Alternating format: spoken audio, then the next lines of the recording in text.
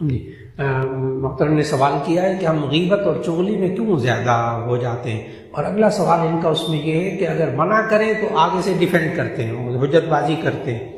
تو اس کا جواب یہ ہے کہ غیبت اور چغلی دونوں کی تعریف ذہن میں رکھیے۔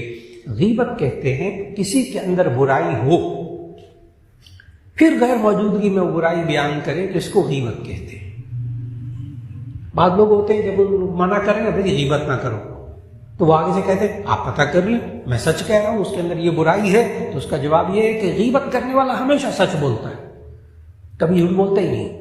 غیبت کرنے والا ہمیشہ سچ بولتا ہے، اس لیے وہ اپنے آپ کو سچا سمجھتا ہے، اس لیے وہ مطمئن ہوتا ہے۔ غیبت ہوتی ہی تب ہے جب یہ سچ بولتا ہے۔ اگر یہ جھوٹ بولتا کہ اس کے اندر وہ برائی نہ ہوتی اور کہتا ہے فلاں کے اندر برائی ہے، تو ایسی صورت میں یہ غیبت نہیں ہے، یہ تو تہمت اور بہتان ہے، یہ پھر غیبت نہیں ہے۔ اس لیے غیبت اگر کسی کی بات منتقل، کسی کی برائی بیان کی جائے اصلاح کے لیے تو وہ غیبت نہیں ہوتی۔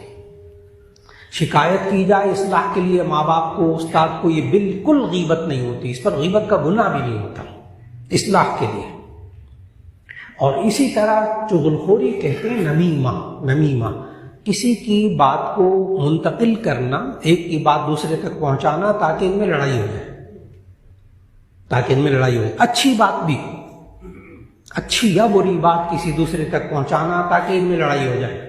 اب بری بات تو سمجھ میں آ جاتا، اچھی بات نہیں سمجھ میں آتی، میں اچھی بات سمجھاتا ہوں۔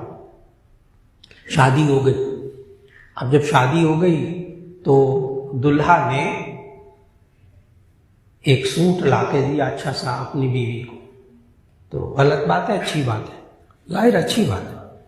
اب جو دلہا کی بیوی ہے نا، اس نے جا کے اپنی ماں کو، یعنی دلہا کی ماں کو جا کر کہا، غور سے جملہ سنیے گا، دلہا کی بیوی نے اپنی ماں کو یعنی دلہا کی ماں کو جا کر کہا محترمہ کے لیے سوٹ آیا ہے، محترمہ کے لیے سوٹ آیا ہے۔ کتنا اچھا جملہ ہے، خوبصورت جملہ ہے، اچھا جملہ ہے، لیکن اندر کیا ہے؟ اے ماں پہلے تیرے لیے سوٹ آتا تھا، اب کسی اور کے لیے آیا ہے، اب تیرے لیے نہیں آیا، اب ہوگی لڑائی۔ تو اچھی بات دوسرے تک منتقل کرنا، نیت لڑائی کی ہو تو یہ چغلی ہے۔ اور پتہ ہے نبی صلی اللہ علیہ وسلم نے فرمایا لا يدخل الجنت نمام، یہ چغل خور جنت میں داخل ہی نہیں ہوگا۔ یہ جو لوگوں کو لڑاتے پھرتے ہیں